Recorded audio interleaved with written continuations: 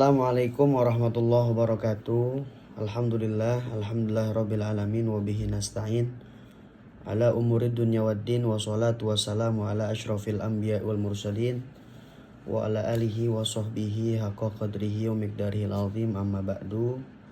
Yang terhormat Bapak dosen, yaitu Bapak Dr. Ahmad Sonhaji MPDI selaku dosen pengampu mata kuliah pengembangan dan kurikulum serta pembelajaran. Semoga beliau senantiasa diberikan kesehatan panjang umur oleh Allah Subhanahu wa taala sehingga terus bisa membimbing kami dan memberikan ilmunya insyaallah bermanfaat untuk semua. Amin ya rabbal alamin. Perkenalkan, nama saya Ahmad Nurul Hilmi. Saya akan mempresentasikan sebuah judul yang bertemakan kurikulum implementasi proses rekonstruksi. Perlu kita ketahui bahwasannya definisi kurikulum adalah seperangkat rencana dan pengaturan mengenai tujuan, isi, bahan ajar, serta cara yang digunakan untuk mencapai tujuan pendidikan yang diinginkan. Adapun implementasi kurikulum berkaitan dengan penerapan teori-teori pendidikan dalam praktek di dalam ruang kelas. Dalam konteks ini, rekonstruksi berarti melakukan pembaharuan dan penyesuaian terhadap kurikulum yang sudah ada. Kemudian, apa itu proses rekonstruksi kurikulum?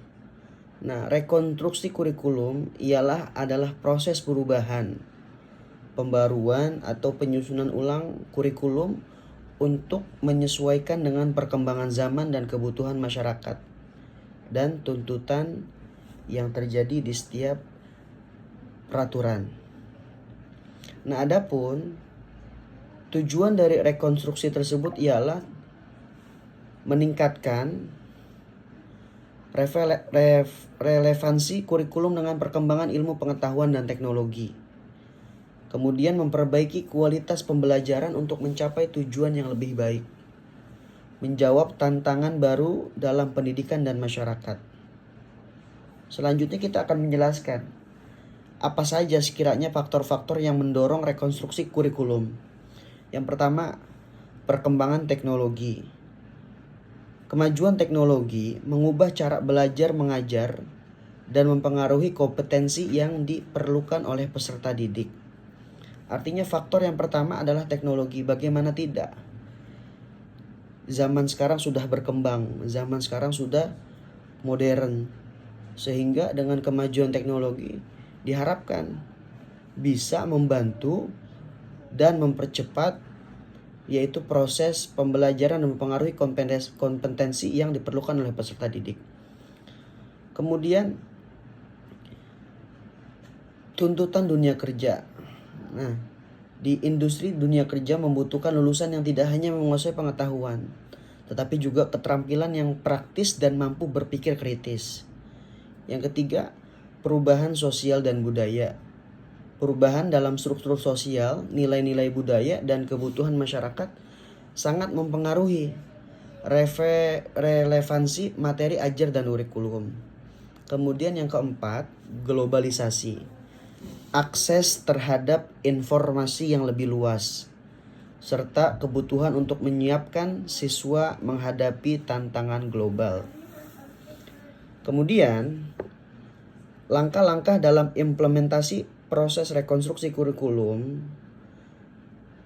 yang kita ketahui, yang pertama saya akan menjabarkan yaitu tentang evaluasi kurikulum yang ada. Apa sih yang dimaksud dengan evaluasi kurikulum yang ada? Yaitu melakukan penilaian, menilai terhadap kurikulum yang saat ini diterapkan, serta mengidentifikasi kekurangan dan kelebihan yang ada.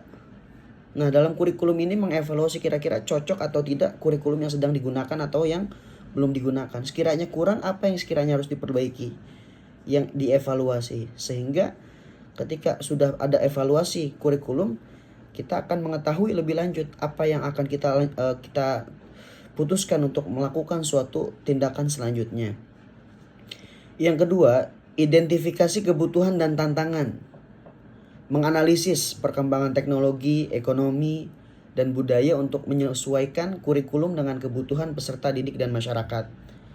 Yang ketiga, perancangan kurikulum baru. Membuat kerangka kurikulum yang dapat mengakomodasi perubahan dengan mempertimbangkan tujuan pendidikan, standar kompetensi, dan hasil yang diinginkan. Dan yang keempat, penyusunan modul dan materi ajar. Mengembangkan bahan ajar yang sesuai dengan kurikulum baru yang mendukung pencapaian tujuan pembelajaran. Sehingga ketika sudah mengembangkan materi ajar yang sesuai dengan kurikulum baru, sehingga on the track akan pada jalannya. Dan yang kelima, pelatihan serta pengembangan profesional guru, yaitu menyediakan pelatihan bagi guru untuk memahami dan mengimplementasi kurikulum baru secara efektif.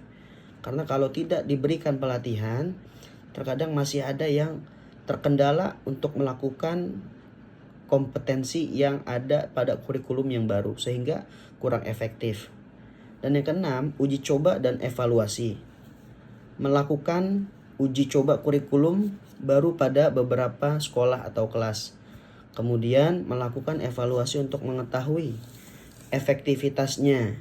Dan yang ketujuh, penyempurnaan dan penyebaran kurikulum. Berdasarkan evaluasi, lakukan perbaikan yang diperlukan, kemudian implementasikan secara lebih luas. Sehingga ketika tadi sudah melalui tahapan-tahapan yang sudah saya jabarkan, di situ kita dapat menilai dan melihat apa saja yang sekiranya perlu diperbaiki secara luas. Dan yang keenam, prinsip-prinsip kurikulum rekonstruksi. Nah, keterkaitan dengan dunia kerja atau dunia nyata. Kurikulum yang dirancang harus menghubungkan pengetahuan dengan situasi kehidupan yang nyata yang dihadapi oleh siswa. Kemudian pendekatan berbasis kompetensi. Kemudian fleksibilitas, responsilitas, sivitas. Kemudian keterlibatan semua pemangku kepentingan.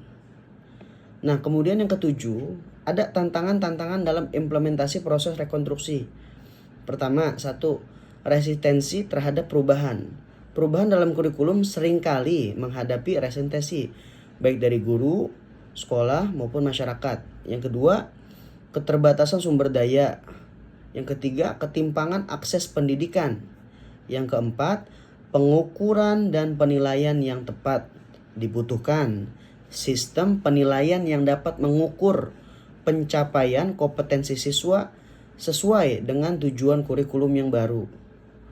Kemudian, studi kasus pada implementasi kurikulum 2013, yaitu K13 di Indonesia, ya.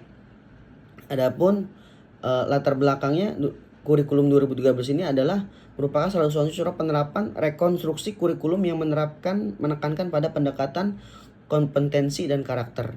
Nah, langkah-langkah implementasi yang pertama, pelatihan bagi guru, kemudian pengembangan buku dan bahan ajar, penerapan pembelajaran berbasis proyek, kemudian evaluasi dan perbaikan.